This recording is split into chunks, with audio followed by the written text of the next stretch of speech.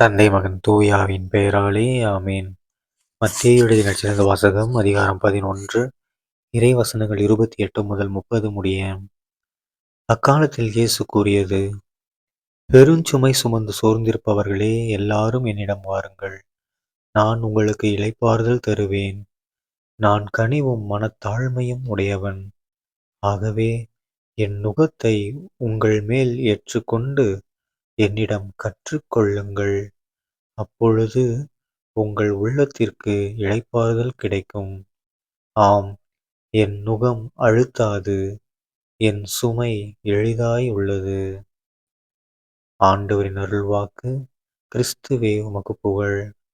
அன்பார்ந்த சகோதர சகோதரிகளே, இன்று பொதுக்காலம் 15ஆம் வாரம் ஜூலை 17ஆம் தேதி 2025ஆம் வருடம் வியாழக்கிழமை.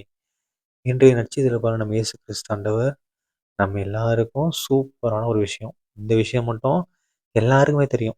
எல்லா மதத்தினருக்கும் தெரியும். என்னது?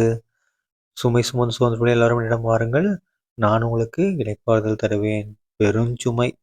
ஓகேங்களா? சாதாரண சுமை இல்லை. பெருஞ்சுமை சுமந்து டயர்டாகி சோர்ந்து இருக்கிறீங்களா? என்கிட்ட வாங்க, நான் உங்களுக்கு இளைப்பாறுதல் தரேன் அப்படின்ட்டாரு ஏசப்பா. அதுவும் பாருங்க, நான் கனிவும் மனத்தாழ்மை உடையவன். ஸோ நீ பயப்படாத. நீ பண்ண சில தவறுகளுக்காக நான் உனக்கு கண்டிப்பேன்னு பயப்படாத. நான் கனிவும் மனத்தாழ்மை இருக்கு. நீ வந்து என்கிட்ட உன்னை ஒப்பு கொடுத்துடு. அப்புறம் நான் பார்த்துக்கிறேன். ஏன்னா என்னுடைய நுகம் வந்து கம்மி தான். என்னுடைய நுகம் உன்னை கஷ்டப்படுத்தாது. என்னுடைய சுமை எளிதாக இருக்கு. என்னுடைய சுமை என்ன?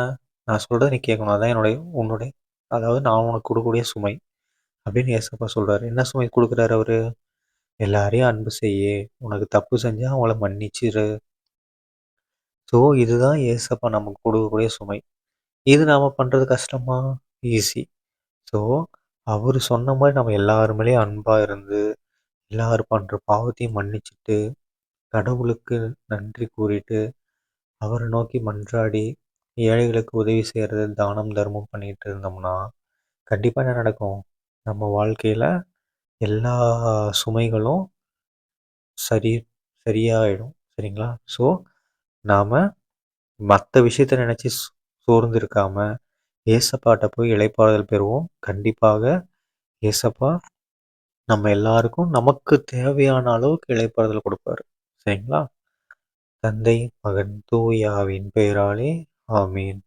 இயேசுவுக்கே புகழ், இயேசுவுக்கே நன்றி, மரியே வாழ்க. இயேசுவின் ரத்தம் ஜெயம். அல்லேலூயா. Praise the Lord.